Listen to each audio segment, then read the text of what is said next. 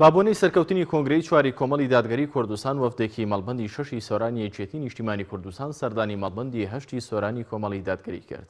وەفدەکەی مەڵبەندی یەکێتی لە زوبێر عوسمان ئەندامی سەرکردایەتی و بەرپرسی مەڵبەند و ژمارەیەک لە کارگێڕانی مەڵبەند پێکاتبوون لەلایەن مامۆستا مەڕوان گەڵاڵی ئەندامی سەرکردایەتی و بەرپرسی مەڵبەندی هەشتی سۆرانی کۆمەڵی دادگەری و ژمارەیەک لە کارگێڕان و ئەندامانی مەڵبەندی سۆران پێشوازیان لێکرا.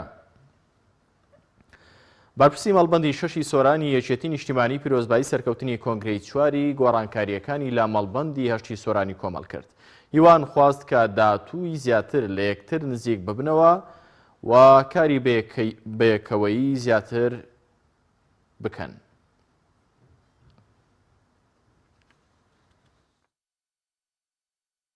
بسم الله الرحمن الرحیم. دیارەمە زۆر بە خێراتنی برایانی مەڵبەندی شەشی سۆرانی یەکێتی نیشتیمانی کوردستان دەکەین کە هاتوون بۆ پیرۆزبایی بۆ هەم پیرۆزبایی کۆنگرەمان و هەم گۆڕینی مەسئول مەڵبەند و ناوی ئەمیر و لێرانە ئێمە زۆر خاڵی هاوبەشمان هەم پێکەوە بەجددی باسمانکردن و ئیشی لەسەر دەکەین و مێژووی پەیوەندیەکانی کۆمەڵ لەگەڵ یەکێتی نیشتیمانی کوردستان مێژووی ئێستانیە، مێژووی شاخە. لە شاخەوە ئەو پەیوەندی و هەماهەنگی و لێکتێگەیشتنەی کە کاتی خۆی لەگەڵ جەنابی مامجەلال و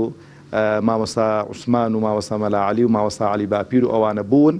درێژەیان پێدراوە و درێژەی زیاتریشی پێدەدەین. هاتین بۆ پیرۆزبایی بۆی لە نزیکەوە پیرۆزبایی مەڵبەندی شەشی سۆران بگەیەنین بە خوشک و برایانمان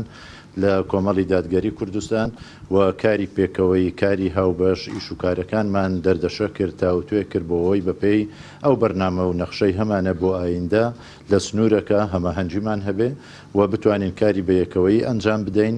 و لە چ لە هەرێمی کوردستان کە برایانمان خوشکانمان لە